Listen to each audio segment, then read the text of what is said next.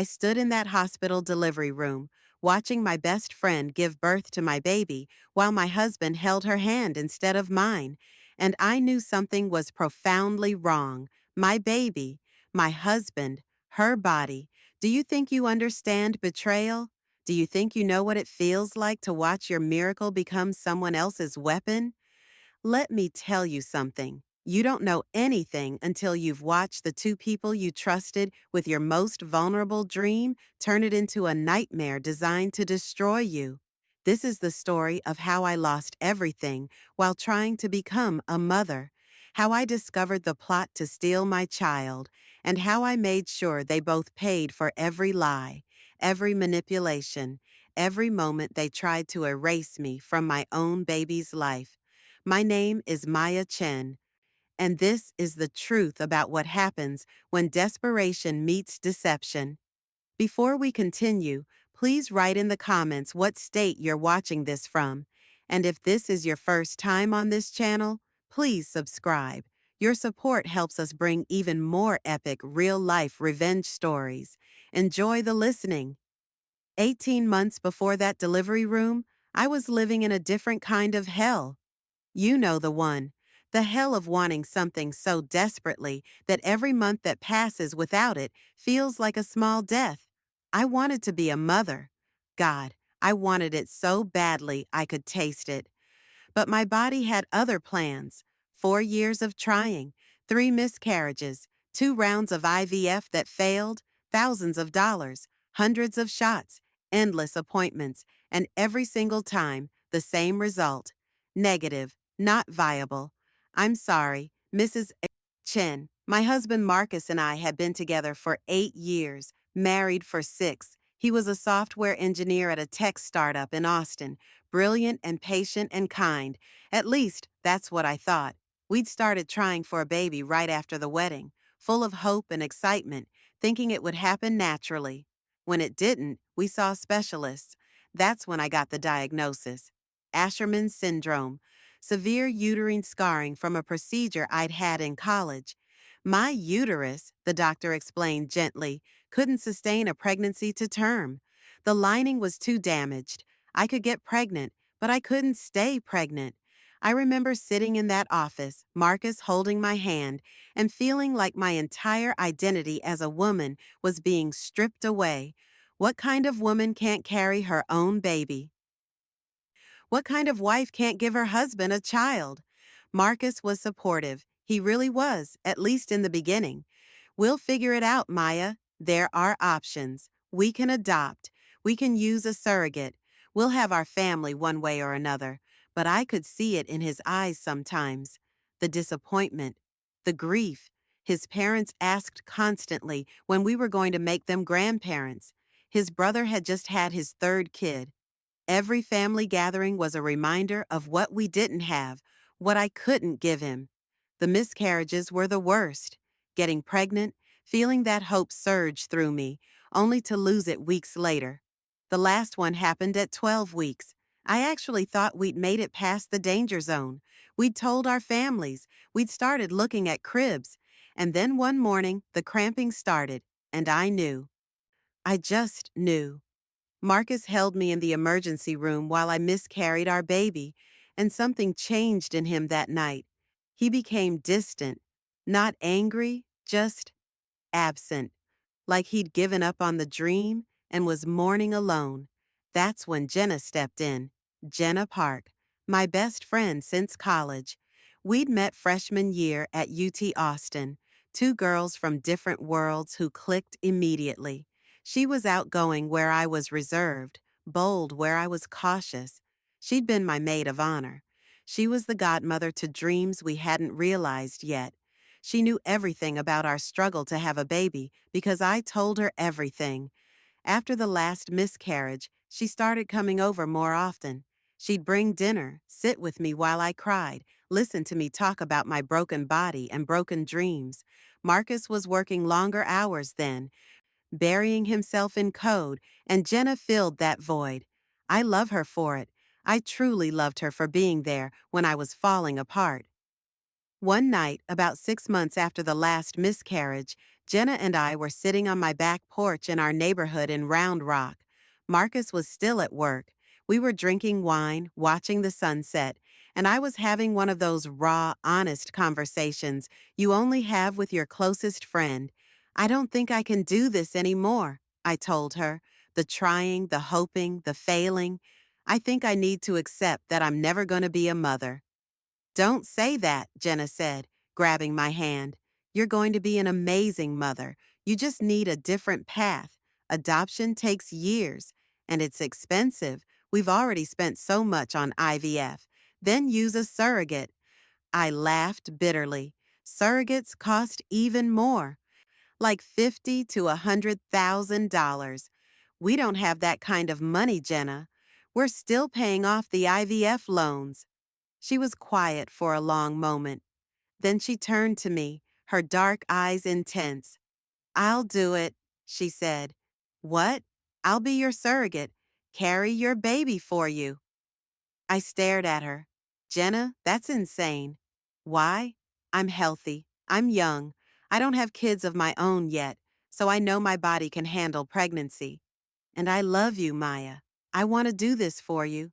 You can't just offer something like that. It's 9 months of your life.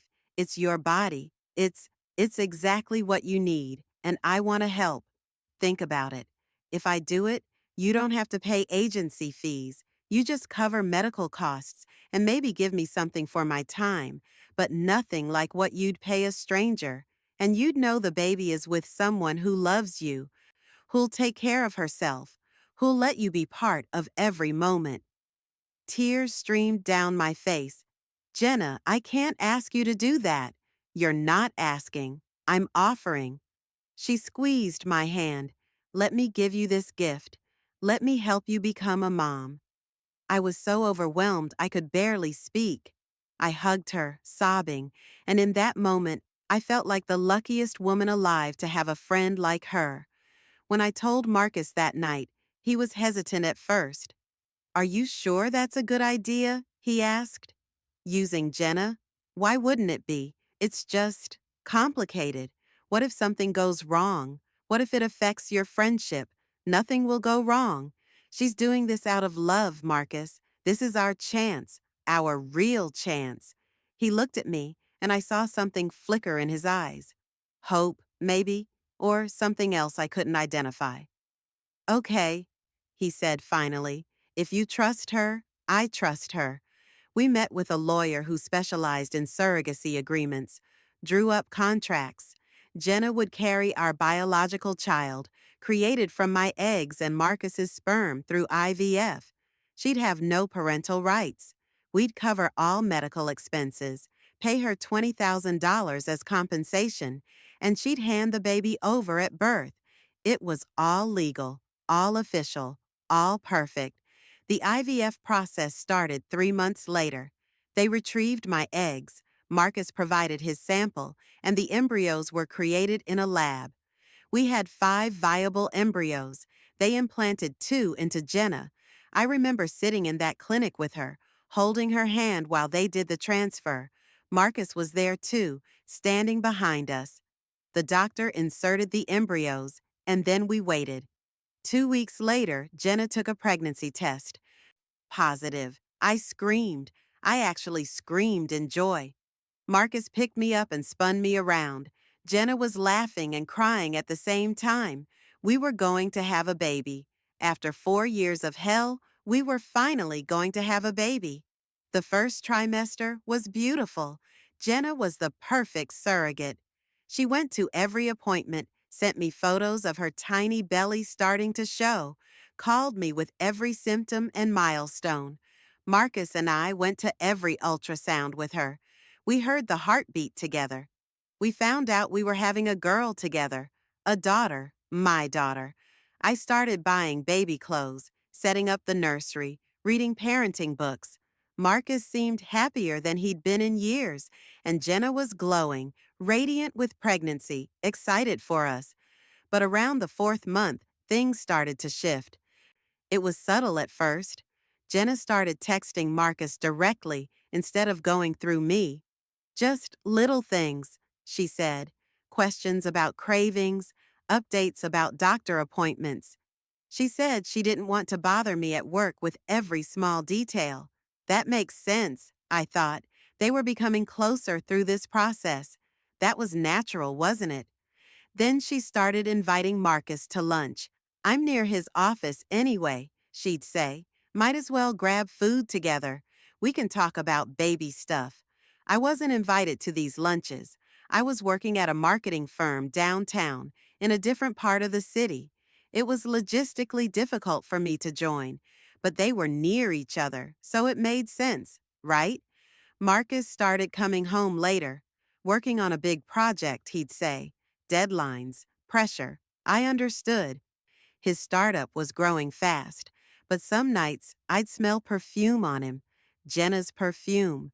That light floral scent she always wore. He'd been with Jenna today, I'd think, at an appointment or a lunch. Of course he smells like her. They're spending time together. I pushed away the uncomfortable thoughts. Around month 5, I noticed Jenna stopped inviting me to appointments. Oh, it's just a quick checkup, she'd say. Nothing interesting. You don't need to take off work. Marcus said he could come. Marcus was going to appointments without me, with Jenna, with my baby. When I mentioned it to him, he seemed annoyed. Maya, someone needs to go with her. You're always in meetings. I can adjust my schedule easier. Don't make this weird. Weird. He made me feel weird for wanting to be at my own baby's appointments. The baby shower happened at 6 months. Jenna's idea. She wanted to throw it, to celebrate, to honor me as the mom-to-be. It was sweet. I thought it was sweet. The shower was at Jenna's apartment. She decorated beautifully, invited all our friends, made games and food. I felt so loved, so celebrated, but I noticed things. The way Marcus and Jenna stood together, almost like a couple. The way she touched her belly when she looked at him. The way he looked at her with this soft expression. I hadn't seen him direct at me in years. Stop it, Maya, I told myself. You're being paranoid. They're bonding over the baby. That's good. That's what you want. But my friend Keisha pulled me aside during the shower. Girl, she whispered, is something going on with Marcus and Jenna? What? No. Why would you ask that? The way they're acting. It's like they're the couple and you're the friend. Keisha, Jenna is carrying our baby. They're close because of that. It's not weird. She looked at me with concern. If you say so. But watch them, Maya. Just watch. So I watched. And once I started watching, I couldn't unsee it. The way Jenna's hand would linger on Marcus's arm. The way they'd exchange glances across rooms. The way they'd laugh at private jokes I wasn't part of. The way Marcus touched her belly now, protective and possessive, like it was his right. That is his baby, I reminded myself. Of course he feels protective, but something felt wrong, deeply wrong. I started going through Marcus's phone when he was asleep. I hated myself for it, but I had to know. There were texts between him and Jenna, hundreds of them. Most were innocent. How are you feeling? The baby kicked today. Craving pickles again? But some were different. Jenna, this feels so right, like it was meant to be this way. Marcus, I know what you mean. Jenna, sometimes I forget this isn't my baby to keep. Marcus, what did that mean? That ellipsis. What was he not saying? I confronted him one night. Why are you texting Jenna so much? Because she's carrying our child, Maya. We need to stay in communication. But some of these texts seem personal. Personal? She's our friend going through a huge physical change for us. Of course we're being supportive and personal. This text here, she said, this feels so right, and you agreed. What does that mean? He sighed, frustrated. It means it feels right that we're finally having a baby. Stop reading into everything. Your insecurity is exhausting. Exhausting. I was exhausting for having concerns. At 7 months pregnant, Jenna stopped responding to my calls. She'd text back eventually, but always with excuses: resting, doctor's orders, need space, baby's pressing on everything. But she was still seeing Marcus. I knew because he'd come home and casually mention, "Oh, I checked on Jenna today. She's doing great. Why didn't you tell me you were going to see her? I could have come. It was last minute. You were at work." Always an excuse, always a reason I couldn't be there. I drove to Jenna's apartment one afternoon, unannounced. I needed to see her, to talk to her, to understand why I felt like I was being pushed out of my own baby's life. I knocked. No answer, but I could hear voices inside. I knocked again, harder. The door opened. Jenna stood there, very pregnant now, her belly round and full with my daughter. She looked surprised to see me, and behind her, sitting on her couch, was Marcus. "Maya," Jenna said, "what are you doing here?" "I could ask you the same thing," I said, looking at Marcus. "I thought you were at work." "I was. I am. I'm working remotely this afternoon, and Jenna needed some help moving some boxes, so I came over during lunch. Without telling me. I don't need to report every single thing I do, Maya. When it involves my baby, yes, you do." Jenna stepped between us. "Maya, please, I'm exhausted and stressed. The doctor says I need to avoid conflict. You're not helping. I'm not helping. I'm the mother. I should be here. I should be involved." "You are involved," Jenna said, but her voice was cold.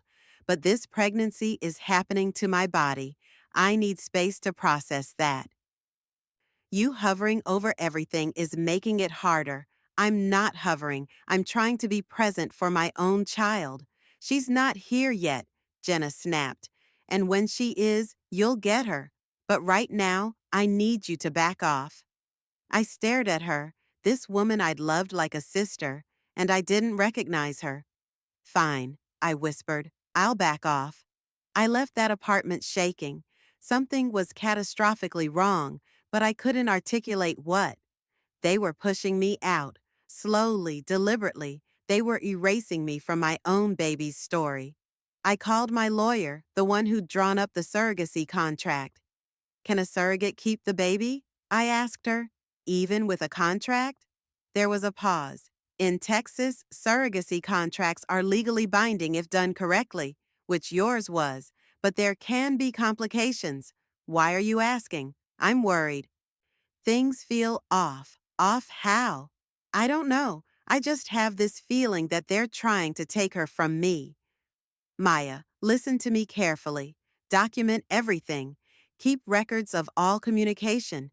If you suspect they're planning to breach the contract, we need evidence. But don't accuse anyone without proof. That could backfire legally."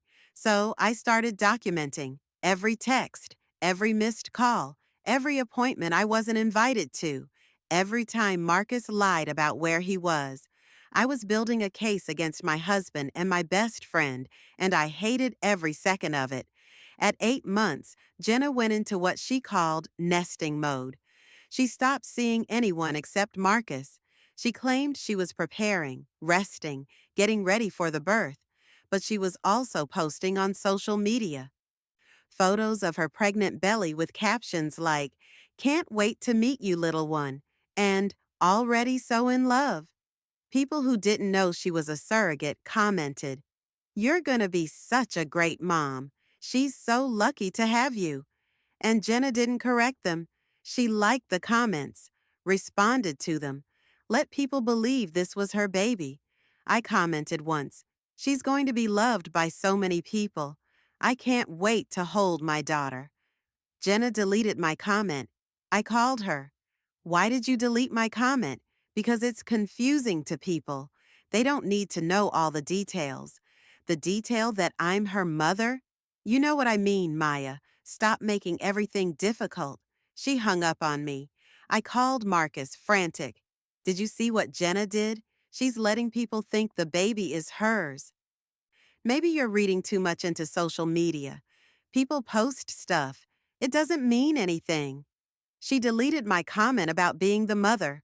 Look, Jenna's hormonal and stressed. Let's not create drama right before the birth. We need her calm and healthy. We need her calm, not me, her. 2 weeks before the due date, Marcus moved out. He didn't call it that. He said he was staying at a hotel for a few days because he needed space to think. But he took a suitcase. He took his laptop. He took things that suggested this wasn't temporary. Think about what? I demanded. Us, this marriage, whether this is what I want, whether this is what you want. Marcus, I'm about to have our baby. Our daughter is going to be born in 2 weeks. That's part of the problem. He looked at me with something like pity. Maya, I don't think I love you anymore. I don't think I have for a while. The words hit like a physical blow. You're leaving me? Now? 2 weeks before our daughter is born? I'm not leaving. I'm just taking space. And Maya? He hesitated. I think maybe we should consider what's best for the baby. What's best is having two parents who love her. What's best is having her with people who can give her stability, who want to be together. We are together. We're married, legally, but not in any way that matters. He left, walked out the door of our home with his suitcase and his excuses, and I was alone, 2 weeks away from becoming a mother, with the terrible knowledge that something far worse than divorce was coming. I called Jenna. I needed to tell her what happened. I needed support. She didn't answer. I texted. No response. I called Marcus. Voicemail. I called my lawyer. This is bad, I told her. He's leaving me right before the birth. What if they're planning something? Do you have any evidence of a specific plan? No, just a feeling. Feelings aren't enough in court, but stay vigilant. And Maya, don't sign anything without me reviewing it first. Nothing. The due date came and went. Jenna went into labor 3 days late, at 2 in the morning. Marcus called to tell me. Jenna's in labor. We're heading to Del Seaton Medical Center. We? I'm her birthing partner. She wants me there. I'm the mother. I should be there. She specifically said she only wants me in the room. Something about privacy and focus. You can come to the hospital, but you'll need to wait outside until after the birth. After the birth? Marcus, that's my baby, and you'll get to meet her. Just not during the delivery. Please, Maya. Respect her wishes. She's the one doing the hard work here. I threw on clothes and drove to the hospital, shaking with rage and fear. When I arrived, Marcus was in the delivery room with Jenna. A nurse told me I needed to wait in the family waiting area. I'm the mother, I said. The birth mother has specified who she wants present. You'll be able to come in after the baby is born. For 6 hours, I sat in that waiting room, alone, while my best friend gave birth to my daughter and my husband held her hand. I should have been there. I should have been the first person my daughter saw. I should have been the one to cut the cord, to hold her wet and screaming and perfect. Instead, I sat in a waiting room, staring at beige walls, listening to other people's joy while mine was being stolen from me. Finally, Marcus came out. He looked exhausted but happy, radiant even. She's here, he said. 7 pounds, 4 ounces, healthy, perfect. Can I see her? Can I hold my daughter? Something flickered across his face. Soon. Jenna's resting. The baby's with her. They need some time to stabilize. To stabilize? Or to bond. Maya, don't start. I want to see my baby now, Marcus. And you will. Just give them an hour. An hour turned into 3. I paced that hallway like a caged animal. Nurses went in and out of Jenna's room. I could hear a baby crying, my baby, crying for me, and I wasn't allowed in. Finally, a nurse came out. You can come in now. I practically ran into that room. Jenna was sitting up in the hospital bed, looking tired but beautiful, and in her arms, wrapped in a pink blanket, was my daughter. My breath caught. She was perfect, tiny and pink with a shock of dark hair. Her eyes were closed, her little mouth moving in her sleep. Can I hold her? My voice was shaking. Jenna looked at Marcus, standing beside the bed. They exchanged a glance that made my stomach drop. Maya, Jenna said softly, we need to talk to you about something. I don't want to talk. I want to hold my daughter. That's what we need to talk about. She took a breath. I've changed my mind. I'm keeping her. The world stopped. What? I can't give her up. I carried her for 9 months. I gave birth to her. She's mine. I'm her mother. You're not her mother? I'm her mother. We have a contract. Contracts can be challenged. And in Texas, the birth mother has rights. I can contest this. No. I was shaking my head. No, you can't do this. Jenna, please. We had an agreement. I know. And I'm sorry. But everything changed when I felt her move inside me, when I went through labor, when I held her for the first time. She's my daughter, Maya. I love her. I can't give her away. I looked at Marcus. Say something. Tell her this is insane. He wouldn't meet my eyes. Maya, maybe we should consider what's best for the baby.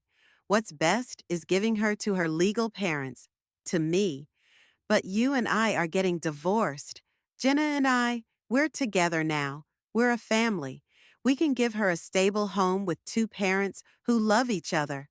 The room tilted. You're together? You and Jenna? It happened during the pregnancy, Marcus said, finally looking at me. We didn't mean for it to happen, but we fell in love, and now we want to raise our daughter together. Your daughter? I screamed. She's my daughter, my eggs, my DNA. But I carried her, Jenna said. I gave birth to her. That makes me her mother too. And in Texas law, the birth mother has stronger rights than the genetic mother when it comes to surrogacy disputes. You planned this? I whispered. Both of you. This whole time, you were planning to steal my baby. We're not stealing anyone, Marcus said. We're making a decision about what's best for our child, and we think she's better off with us. A nurse came in then, looking uncomfortable. I'm sorry, but you're disturbing other patients. If you can't calm down, I'll have to ask you to leave. I'm not leaving without my daughter. Security was called. They escorted me out of the room while I screamed and cried and begged. I could hear my daughter crying behind me, the sound fading as they pulled me away. They didn't let me back in. Marcus had told the hospital that I was unstable, that I was a threat. They put a note on the room. I was banned from seeing my own child. I called my lawyer from the parking lot, sobbing so hard I could barely speak. They're keeping her. They're trying to take my baby. Okay, okay, listen to me. This is what we're going to do. We're filing an emergency petition with the court. We have a contract. We have genetic proof that she's your biological child. They can't just decide to keep her. But Texas law is on our side if we act fast.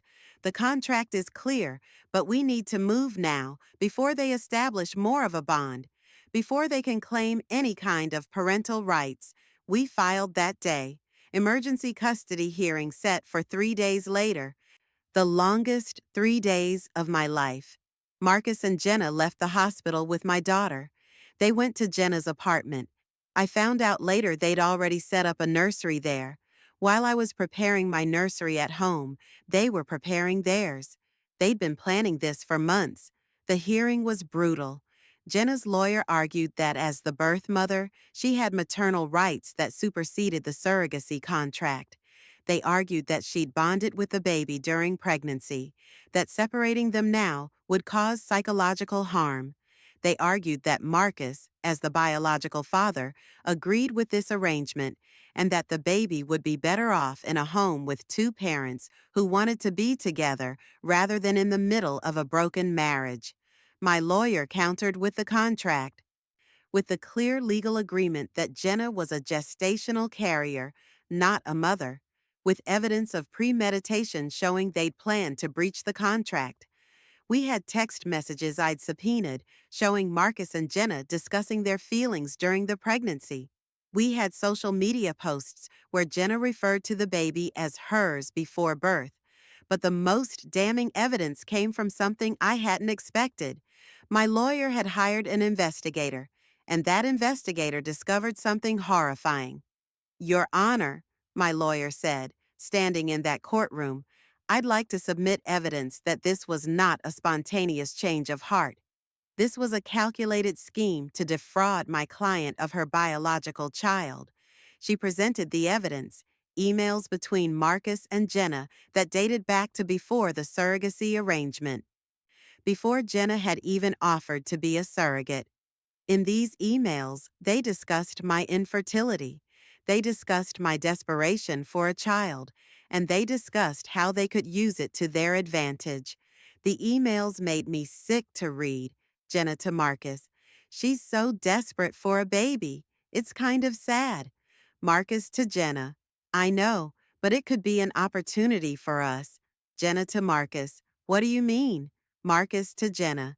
If you offered to be her surrogate, you'd be carrying my biological child, our biological child, if we're being honest. And birth mothers have rights, even with contracts.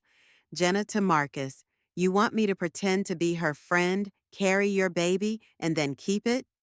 Marcus to Jenna, I'm saying if we fell in love during the process, if circumstances changed, we'd have options, and the baby would be ours, not hers.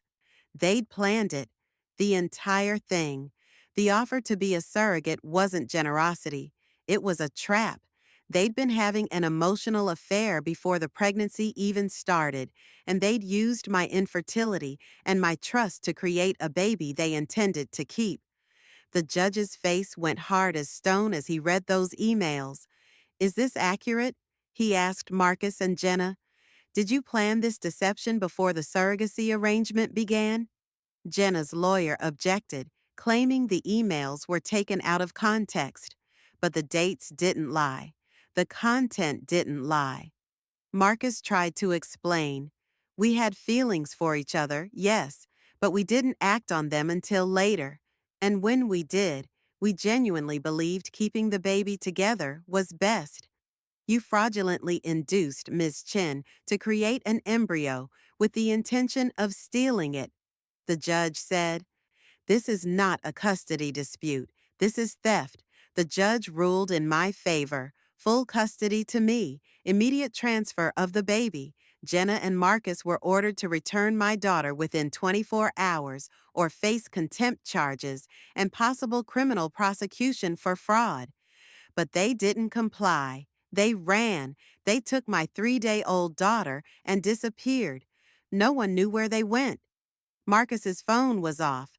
Jenna's apartment was empty. They'd fled with my baby, and I was helpless to stop them. The police got involved. Amber Alert, search warrants.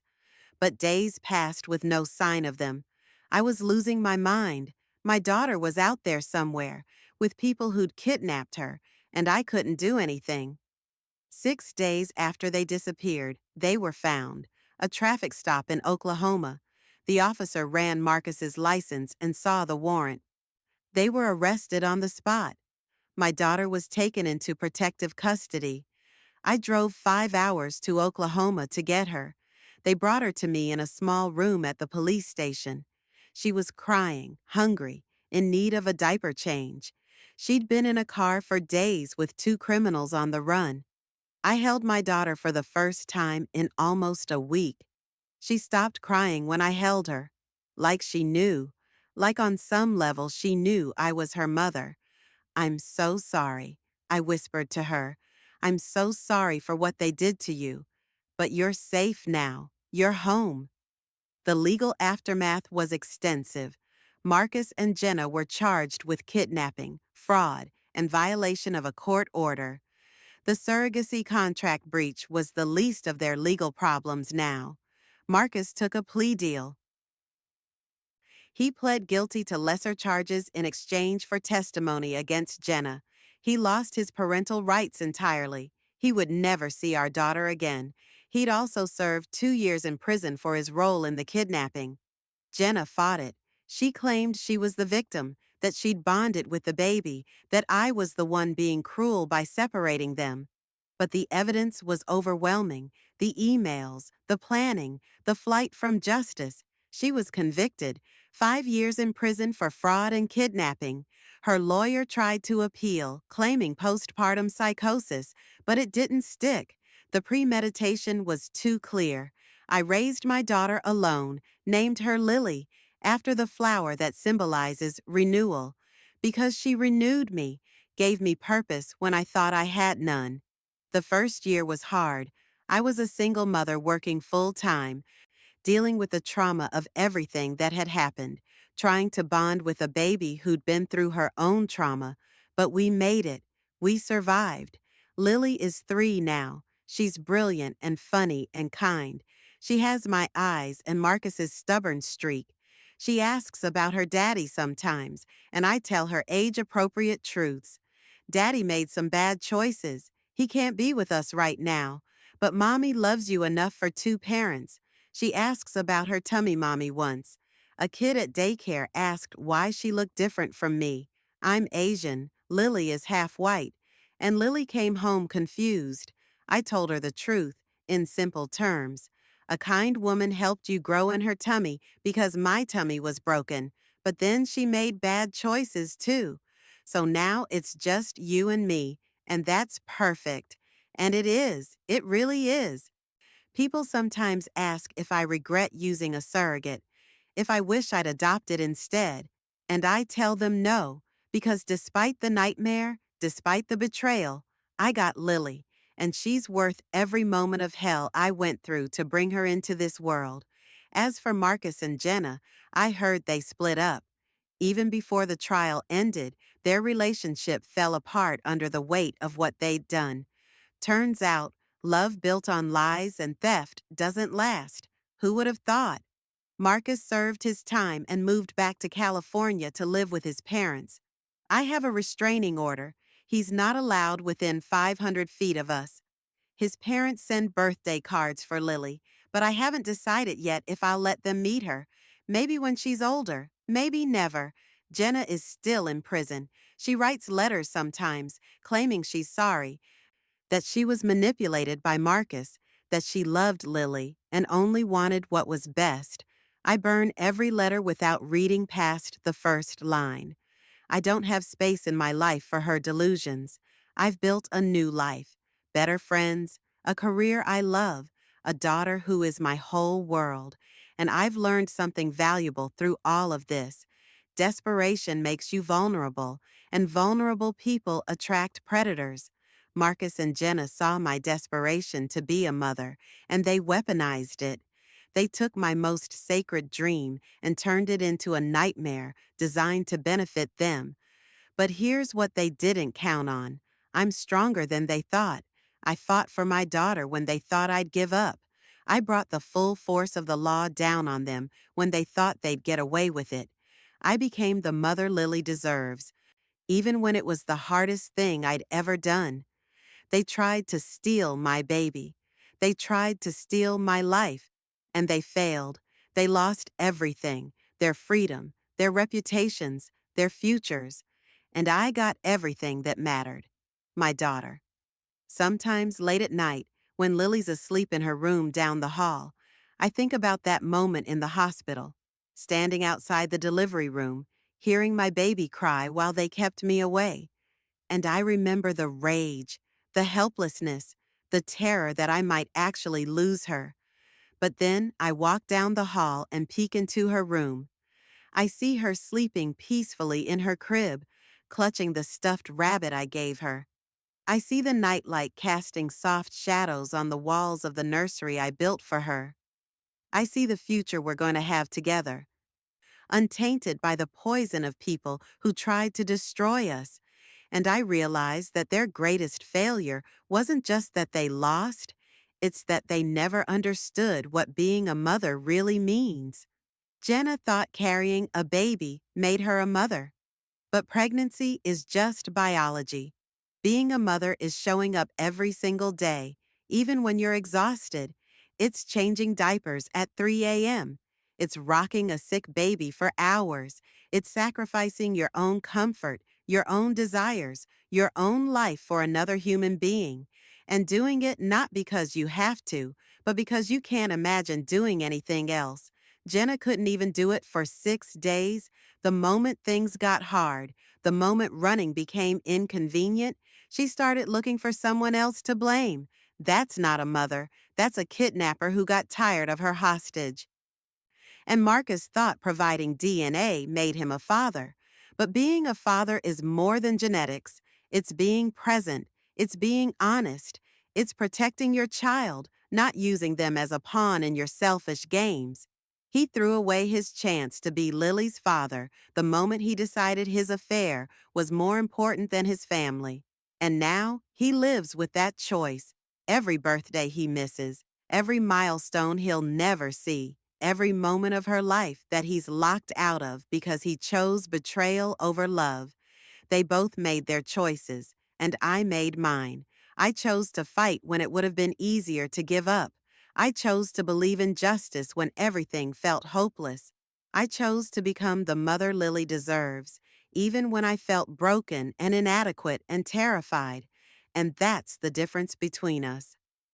They wanted a baby for what she could give them, a relationship, a purpose, a prize to win. I wanted a baby because I had love to give, love that had nowhere to go for so long, love that was bursting out of me, desperate for someone to receive it. Lily gets that love every single day, and she gives it back in her own way, in her laugh, in the way she reaches for me when she's scared, in the way she says mama like it's the most important word in the world. Because it is. I'm her mama, not Jenna, not anyone else. Me. I earned that title through every tear I cried, every legal battle I fought, every sleepless night I endured. I earned it by refusing to let them win, by refusing to let them steal what was rightfully mine. There's a photo on my dresser.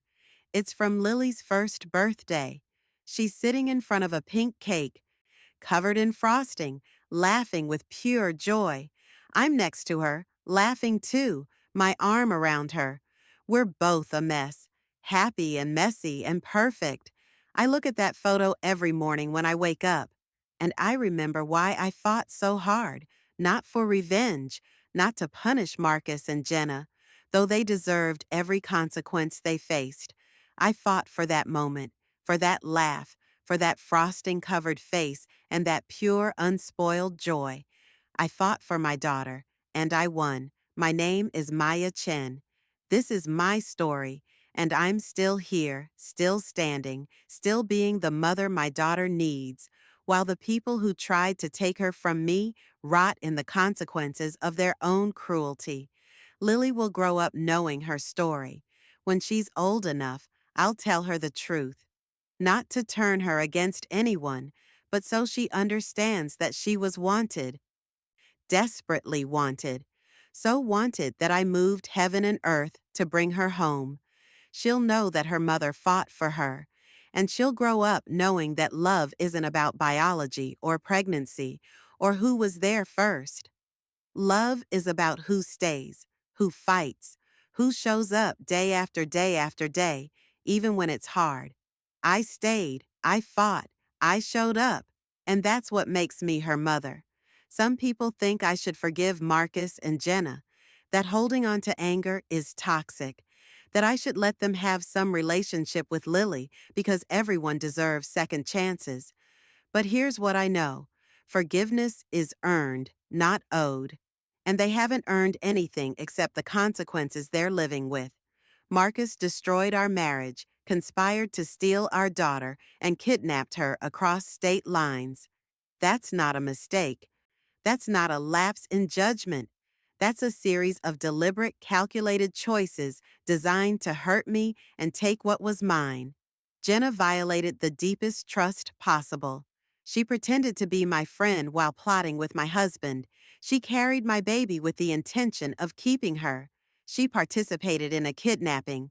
She's shown no genuine remorse, only self-pity and excuses. These are not people who deserve access to my daughter. These are not people who have any right to claim a relationship with her. So, no, I don't forgive them, and I won't pretend to for the sake of some abstract principle about healing. I healed by cutting them out completely, by building a life where they don't exist, where their names aren't spoken and their presence isn't felt. Lily doesn't need them. She has me. She has my parents, who flew in from California the moment everything went down and have been incredible grandparents. She has my brother and his family. She has real friends, real people who love her without conditions or ulterior motives. She has a full life without Marcus and Jenna in it, and that's exactly how it's going to stay. People also ask if I'll ever use a surrogate again, if I want more children. The answer is complicated. I'd love for Lily to have a sibling, but the trauma of what happened makes it hard to imagine trusting anyone with that again. The violation was so complete, so devastating, that I don't know if I could go through another pregnancy journey with someone else carrying my baby. Maybe I'll adopt. Maybe I'll stay a one-child family. Either way, I'm complete. Lily is enough. She's more than enough. And I've learned something important. You don't need a perfect family structure to have a perfect family. You just need love and commitment and presence. I provide all of that for Lily, every single day. The last thing I want to say is this. If you're struggling with infertility, if you're considering surrogacy, please be careful.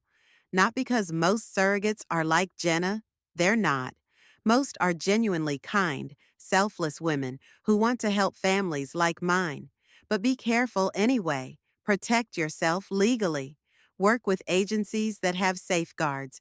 Don't use friends or family, no matter how much you trust them. Keep appropriate boundaries.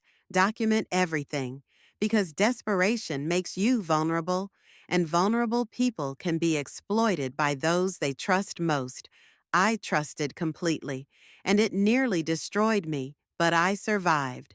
More than survived, I thrived, and 3 years later, I'm living my dream. I'm a mother. I have my daughter. I have my life. They tried to take it all from me. They failed, and now they live with that failure every single day, while I live with success, with joy, with a little girl who calls me mama and means it with every fiber of her being. That's my revenge. Not that they suffer, though they do, but that I won, completely and utterly. I got my baby. I got my life. I got my happy ending, and they got nothing but consequences and regret. Did you like the story, and which city are you listening from? Let's meet in the comments. If you like the story, you can support me by sending a super thanks so I can keep bringing more stories like this. Thank you so much for your sweet support. I'm looking forward to your comments on the story. On the screen, you can see 2 new life stories that I highly recommend. There's so much more on my channel. Don't forget to subscribe. See you in the next life story with love and respect.